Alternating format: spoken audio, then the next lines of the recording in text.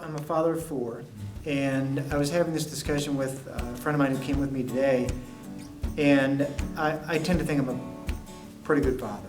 I'm there, I'm present, I'm involved, I'm committed, I volunteer, but I felt like even with all that, that gets to a certain level of just everyday noise. And I'm trying to think, what are those things that rise above, that pop out as signal, that they can say, that's different. That's going to be something that sticks. And you have no idea what's going to stick with a kid.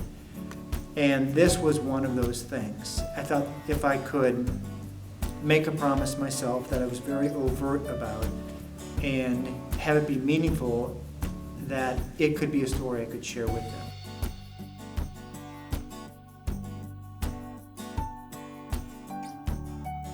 What I realized when I was out of work the first time, I had 3 kids and one was on the way. I was fired. It's easy to say that now, but at the time it's very difficult to say you're fired. And there was no health care coverage. So literally we were without anything, and your back is against the wall. And I realized that if you can't provide for your family, if you don't have an income, you can't buy books, clothes, food, nothing works. You can't pay your bills, you can't keep the lights on. And at that time I realized how important work was and to be gainfully employed. And so at that time I think I was able to find another really great opportunity in under 4 months, and that lasted 10 years.